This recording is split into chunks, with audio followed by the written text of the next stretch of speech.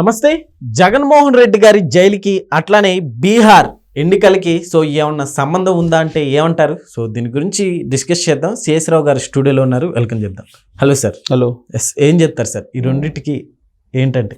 బీహార్ ఎన్నికల ఫలితాలు వెలువడిన తర్వాత దేశవ్యాప్తంగా పరిస్థితులు మారే అవకాశం ఉందనేది ఢిల్లీలో బాగా జరుగుతున్నటువంటి చర్చ. ఓకే. మరి ఆ మార్పులు జగన్మోహన్ రెడ్డి గారి జైలు అనే దానికి ఏంటి సంబంధం అని చెప్పి అనుకోవచ్చు. తాజాగా తేజస్వి యాదవ్ ఆయన ఏమంటున్నాడంటే, ఆర్ఎల్డి అక్కడ ఆయన గతంలో ఉప ముఖ్యమంత్రిగా చేశారు, ప్రస్తుతం కాంగ్రెస్ పార్టీతో కలిసి వాళ్ళు నెక్స్ట్ ప్రభుత్వాన్ని ఏర్పాటు చేయబోతున్నాము అనేటువంటి ఒక పెద్ద అభిప్రాయంతో ఉన్నారు వాళ్ళు. అంటే అక్కడ బీజేపీ అలాగే అక్కడ జేడిఎస్ ఉన్నాయి. ఓకే. అంటే ఎన్డీఏ అధికారంలో ఉంది. ఎన్డీఏ అధికారంలో ఉంది కాబట్టి ఎన్డీఏ అధికారం నుంచి కోల్పోయే అవకాశం ఉంది. నితీష్ కుమార్ మీద వ్యతిరేకత ఉంది అనేది వినిపిస్తుంది అక్కడ. సరే, నితీష్ కుమార్ మీద వ్యతిరేకత ఉన్న కారణంగా ఓడిపోతే నితీష్ని పక్కన పెడతారు. ఎన్డీఏ ఖచ్చితంగా పక్కన పెడుతుంది. నరేంద్ర మోడీ గారు ఖచ్చితంగా పక్కన పెడతారు. పక్కన పెట్టే ఛాన్సెస్ ఉన్నాయి అనేది ఒక అంచనా.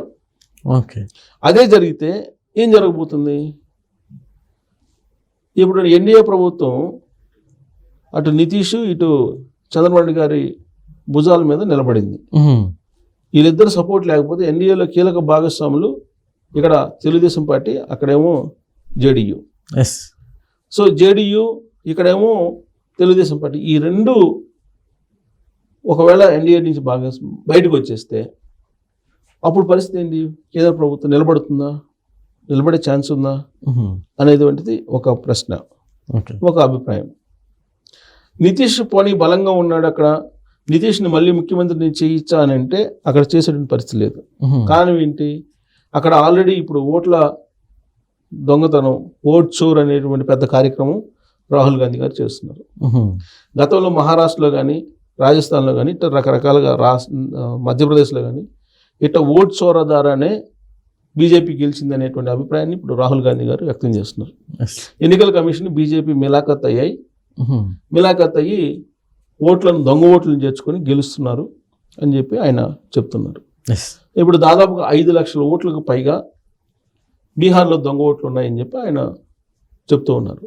అందుకే ఇప్పుడు ఎన్నికల కమిషను మళ్ళా ఓటర్ల లిస్ట్ని రివ్యూ చేస్తుంది. ఇంటెన్సివ్ రివ్యూ చేసి నిజమైనటువంటి ఓటర్లు ఎవరు కాదు అనేది చేస్తూ ఉంది. కాబట్టి ఇలాంటివన్నీ జరుగుతున్నాయి. కాబట్టి ఖచ్చితంగా అక్కడ కాంగ్రెస్ పార్టీతో కూడినటువంటి కూటమి అధికారంలోకి వస్తుంది అనేటువంటి అభిప్రాయంతో బీహార్లో చర్చ జరుగుతుంది. ఓకే.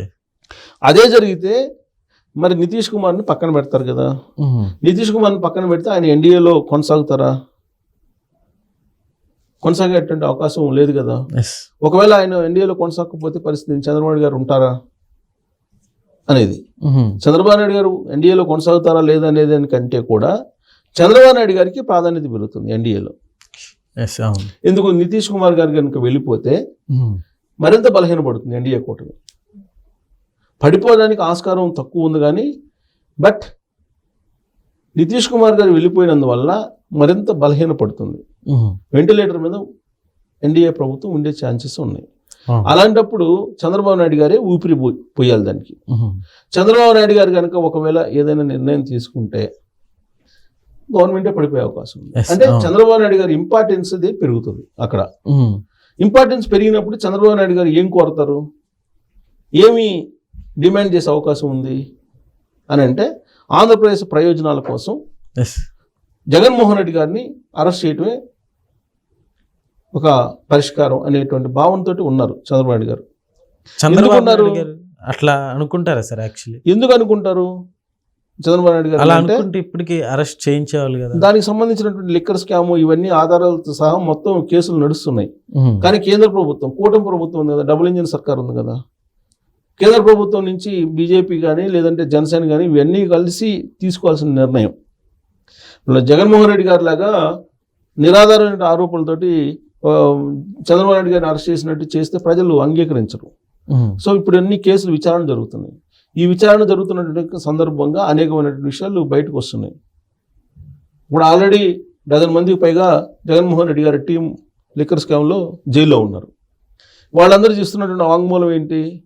జగన్మోహన్ రెడ్డి గారు చెప్పింది మేము చేస్తున్నాం అని చెప్పినట్టు అక్కడ సిఐడి వాళ్ళు ఇచ్చినటువంటి ఛార్జ్ షీట్లో పొందుపరిచారు. జగన్మోహన్ రెడ్డి గారి పేరు అనేక సందర్భాల్లో ప్రస్తావించారు. మరి జగన్మోహన్ రెడ్డి గారిని అరెస్ట్ చేయాలి కదా, ఎందుకు అరెస్ట్ చేయట్లేదు అని అంటే కేంద్రం నుండి బీజేపీ పెద్దల యొక్క ఆశీస్సులు ఉన్నాయి, అందుకే అరెస్ట్ కావట్లేదు అనేది అందరికీ జగద్విదితం. మరి ఇలాంటి పరిస్థితిని ఎలా అధిగమించాలి చంద్రబాబు నాయుడు గారు అని అంటే బీజేపీ పెద్దలకి చంద్రబాబు నాయుడు గారు అవసరం మరింత పెరగాలి.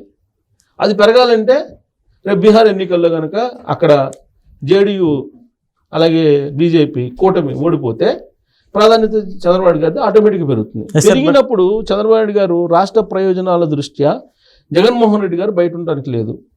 ఎందుకంటే విధ్వంసం 2019 నుంచి 2024 వరకు జరిగిందని చెప్పి కేంద్ర హోంశాఖ మంత్రి అమిత్ షా గారు చెప్తున్నారు, చంద్రబాబు నాయుడు గారు చెప్పారు. పైగా ఇప్పుడు పారిశ్రామికవేత్తలు రావాలంటే కనుక జగన్మోహన్ రెడ్డి గారు గురించి అడుగుతున్నారు.